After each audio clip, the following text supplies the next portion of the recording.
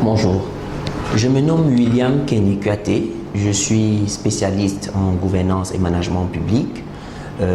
J'ai notamment préparé un master en gouvernance et action publique à l'Université catholique d'Afrique centrale il y a plus de 10 ans aujourd'hui. Et au départ, j'ai une formation de politologue puisque j'ai préparé un diplôme d'études approfondies en sciences politiques. Alors, je suis là pour vous parler de planification stratégique. En effet, sur les 20 dernières années, c'est une expertise qui a pris beaucoup d'ampleur puisqu'elle est celle sur laquelle les administrations publiques proposent des stratégies de développement comme la stratégie nationale 2030 du Cameroun ou le DSCE qui a été élaboré avant, et au plan dans le cadre du secteur privé, c'est également une expertise qui garantit en effet le développement des entreprises du secteur privé, puisque cette expertise qui est à l'origine de ce que les gens appellent communément des business plans. Alors, qu'est-ce qu'il faut savoir sur la planification stratégique? Quelle est son utilité? La planification stratégique est un domaine d'expertise qui voudrait proposer de manière stratégique, c'est-à-dire sur le moyen ou le long terme, sur le moyen ou le long terme, donc entre 5 et 10 ans, voire 20 ans parfois, donc une vision de développement à laquelle on va associer des objectifs et des actions pour atteindre l'ambition de développement qu'on s'est fixée.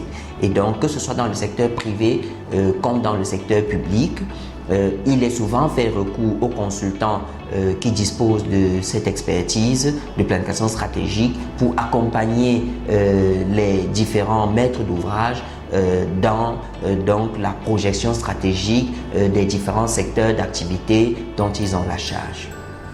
La planification stratégique est un processus qui généralement s'élabore ou bien est exécuté en 4 phases. La première phase, qu'on peut appeler état des lieux et diagnostic, est une phase qui permet de comprendre le problème auquel est confrontée une entreprise ou un paramètre du secteur public, soit dans sa globalité, soit de manière plus spécifique dans une thématique particulière. Par exemple, dans les entreprises, il peut être question du développement stratégique de l'entreprise comme un tout, ou bien simplement du développement du secteur communication et marketing, par exemple. Au niveau du secteur public, on pourra prendre le développement d'un pays dans son ensemble et aboutir par exemple à une stratégie nationale de développement, ou bien aller directement dans une thématique précise, par exemple le secteur de la santé ou le secteur de l'éducation. Donc, comment ça se fait? Dans la première partie, état des lieux et diagnostic, il est important que l'expert planificateur collecte un certain nombre d'informations et de données, notamment de données statistiques et techniques, pour pouvoir les analyser et circonscrire de manière très précise le problème auquel est confrontée l'organisation qui a requis ces services. Ce problème-là sera donc diagnostiqué dans une deuxième étape. Donc, cet état des lieux et diagnostic. Donc, dans cette étape de diagnostic, il s'agit d'analyser ce problème sous la prisme de plusieurs grilles d'analyse. La plus répandue en matière de planification stratégique est l'approche SWOT, Strengths, Opportunities, Weaknesses and Threats, généralement appelée en français force, faiblesse, opportunité, menace, et qui est souvent couplée avec l'analyse PESTEL. Qui est le sobriquet, je peux dire, de politique, économique, technologique, environnementale et légale et sociale, c'est-à-dire PESTEL. Voilà.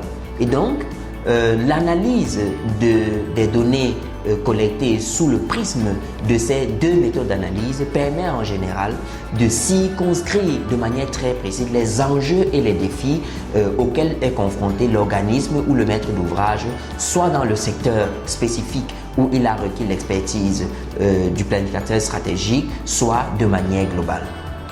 Et donc, une fois que cette partie a été bien exécutée, la deuxième partie qui s'impose est celle des choix et des orientations stratégiques. Et donc, c'est une partie où la première étape oblige à définir une vision stratégique, idéalement sur 5, 10, voire 15, 20 ans, une vision de développement ou d'amélioration de la situation. Et donc cette vision sera souvent formulée en une seule phrase, mais devra dire toutes les ambitions du porteur du secteur d'activité ou de l'entreprise en ce qui concerne la thématique qui fait problème. Et donc, une fois que cette vision a été formulée, le planificateur va décliner cette vision en différents objectifs stratégiques, spécifiques et opérationnels. Et pour chacun des objectifs identifiés, va définir un certain nombre d'activités et d'actions à mettre en œuvre pour atteindre ces objectifs.